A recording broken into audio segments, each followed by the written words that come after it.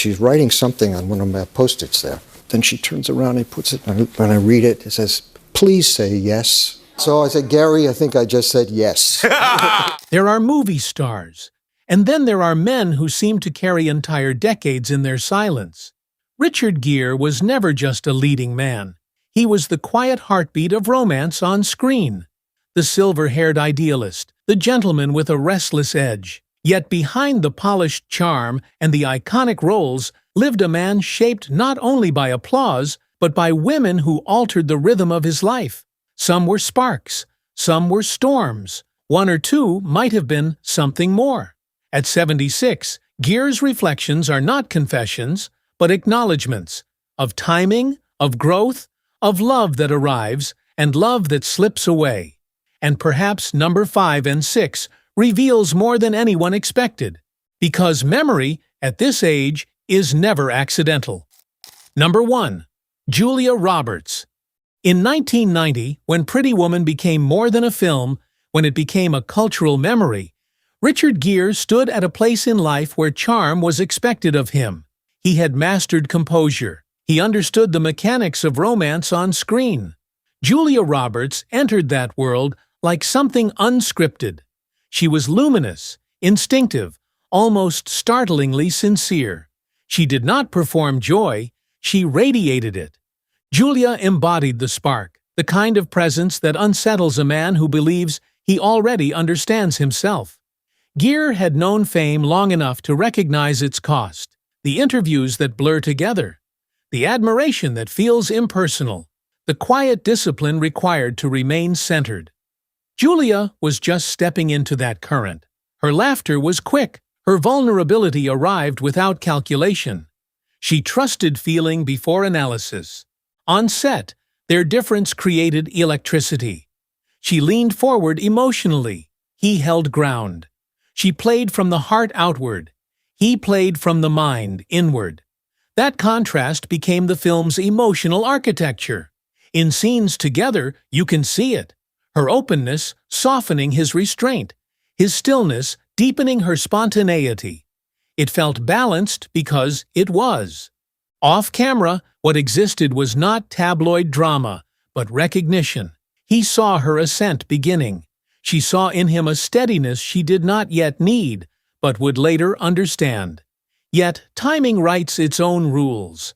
As Julia's fame accelerated into global adoration, Gere was quietly turning inward, toward spiritual practice, toward questions that celebrity could not answer. When they reunited years later, the warmth was still there, but something had shifted. It was no longer about possibility, it was about gratitude. For Gere, Julia remains the reminder of a moment when romance felt uncomplicated, when belief required no defense. Some connections ignite you, and then they release you. That, too, is love. Number 2. Diane Lane. By 2002, Richard Gere was no longer interested in proving he could be a romantic lead. He had already done that. What drew him now were roles that exposed fragility beneath control. In Unfaithful, opposite Diane Lane, he stepped into one of the most quietly devastating performances of his career.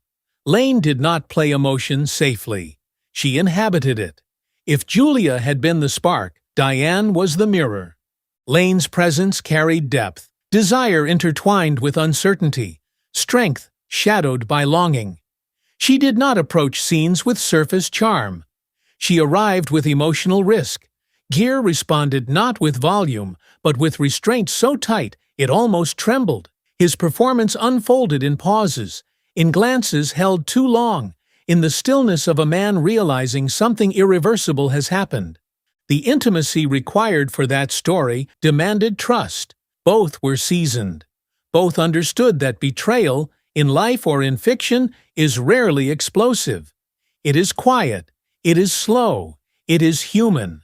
Working together required vulnerability without spectacle. Lane's openness challenged Gere's instinct to retreat inward. She pulled emotion to the surface, not dramatically, but honestly. What existed between them was not romantic intrigue. It was professional intensity. They were telling a story about the cost of desire, about how easily stability can fracture. And somewhere inside that narrative lived a deeper truth. Fame does not insulate you from emotional uncertainty. Success does not protect intimacy. For Gere, Diane represented a turning point, a chapter where romance on screen no longer meant fantasy, but consequence. She stood opposite him and reflected something back. Not charm, but vulnerability. Some women don't awaken you. They confront you. And once you have seen yourself clearly, you cannot return to who you were before. Number 3. Susan Sarandon.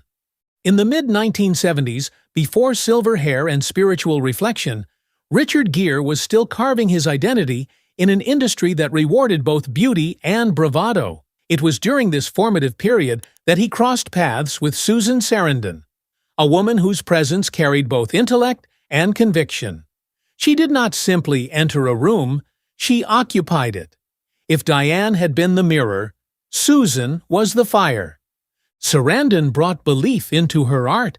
She questioned scripts, she challenged assumptions, she treated acting not as performance, but as responsibility. Gere, at that stage, was still discovering what kind of man he intended to become.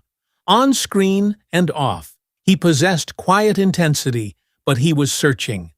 Susan, by contrast, radiated certainty. Their dynamic was not about flirtation or spectacle. It was about dialogue, long conversations about craft, about politics, about purpose. She spoke with clarity. He listened with curiosity. And sometimes, listening changes you more than speaking. In her presence, Gere encountered a different model of strength, one rooted in conviction rather than charm. But conviction can illuminate difference as much as connection. Where Susan leaned forward into confrontation, Gere often leaned inward into contemplation. She thrived in public debate. He gravitated toward private reflection. Neither was wrong. They were simply shaped by different emotional rhythms. What remained was not unfinished romance, but imprint. Susan represented a moment when Gere understood that attraction is not always about ease. Sometimes it is about admiration. Sometimes it is about standing close to someone who challenges your assumptions and forces you to refine them. Fame can amplify a voice, but belief defines it. And in knowing her, he understood that distinction more clearly. Number 4. Sharon Stone. By the early 1990s, Hollywood was shifting. The era of glossy thrillers and heightened sensuality had arrived, and Sharon Stone stood at its center, confident, unapologetic, impossible to ignore. When Richard Gere shared space with her within that cultural moment, he encountered a woman who embodied a very different kind of presence. If others had been sparks or mirrors, Sharon was the storm. Bold, unpredictable, and entirely self-possessed. Stone carried intensity not as performance, but as identity. She understood the power of image and wielded it with intelligence. Gere, by then seasoned and deliberate, approached his roles with introspection. Where she projected sharp edges, he offered stillness. The contrast was compelling. It created tension not born of conflict, but of temperament. Two strong energies occupying the same frame. On set and in public appearances, there was an unmistakable electricity. Two established stars, aware of the gravity they carried. Yet beneath the surface lived different philosophies. Sharon thrived in confrontation and spectacle, unafraid of scrutiny. Gere increasingly leaned toward privacy, spiritual exploration, and life beyond celebrity's glare. The industry demanded performance off-screen as much as on. He was slowly stepping away from that expectation. What he admired in her was courage, the willingness to stand firm in a world quick to judge. But admiration does not erase difference. Their trajectories, though briefly intersecting, were moving in opposite emotional directions. For Gere, Sharon Stone symbolized a chapter defined by intensity and cultural change. A reminder that charisma can be powerful without being permanent. Some storms pass quickly, but you never forget their force. Number 5. Deborah Winger. In the early 1980s, when Richard Gere stepped into An Officer and a Gentleman, he was no longer searching for recognition. He was standing on the edge of icon status. Opposite him was Deborah Winger, fiercely talented, emotionally fearless, and unwilling to soften her edges for anyone. If Julia had been a spark and Diane a mirror, Deborah was the challenge. The woman who refuses to let a man remain comfortable. Winger approached acting with raw honesty. She questioned motivation, resisted cliché, and demanded emotional truth from every scene. Gere, disciplined and controlled, sometimes preferred subtlety to confrontation. On screen, that tension translated into something unforgettable. Their love story felt earned, not polished. It carried friction, hesitation, pride, and surrender. Audiences felt it because it wasn't smooth. Off-screen, their dynamic was equally complex. Both were serious about their craft, both guarded in different ways. Deborah's intensity could push. Gere's instinct was often to withdraw inward rather than meet fire with fire. Yet within that push and pull existed respect. They were not opposites. They were two strong wills meeting in the middle of a story that required emotional risk. The film became one of the defining moments of Gere's career. The final scene, the lift, the uniform, the factory floor, cemented him in cinematic memory. But behind that triumphant image lived countless hours of disciplined work shaped by Deborah's refusal to compromise authenticity. For Gere, she represented a turning point, a collaborator who demanded more from him than charm or presence. She insisted on emotional exposure. Some people don't arrive to comfort you. They arrive to sharpen you. Number 6. Winona Ryder. In the early 1990s, as Hollywood shifted toward a younger, introspective generation of stars, Richard Gere found himself sharing space with Winona Ryder, a performer whose presence felt almost otherworldly. She carried a quiet gravity, a thoughtful stillness that contrasted sharply with the louder rhythms of the era. If others had been storms or challenges, Winona represented the what-if, the connection defined more by timing and atmosphere than by certainty. Ryder approached her craft with sensitivity. Her performances were internal, layered with vulnerability that felt both fragile and deliberate. Gere, already seasoned by decades in the spotlight, recognized in her something familiar. The weight of fame arriving too early. The scrutiny that can shape a young actor before they fully know themselves. Their dynamic carried a gentle protectiveness, a shared understanding of what the industry demands. There was admiration there, mutual and sincere. Winona respected Gere's discipline and composure. He appreciated her depth and instinctive intelligence, but their lives were unfolding in different seasons. She was navigating the intensity of rapid ascent, while he was gradually stepping back, seeking meaning beyond box office numbers. Emotional alignment requires shared timing, and theirs was slightly out of phase. What lingered was not unfinished drama, but possibility.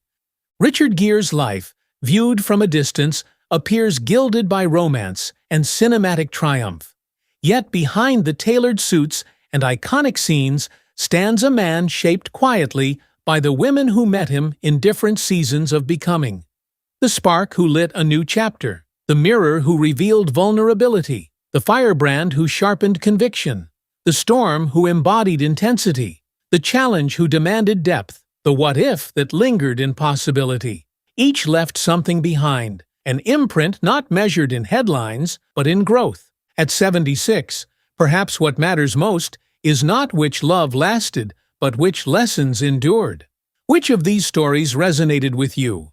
Share your thoughts below, and if you appreciate reflective journeys into Hollywood's hidden chapters, consider liking and subscribing.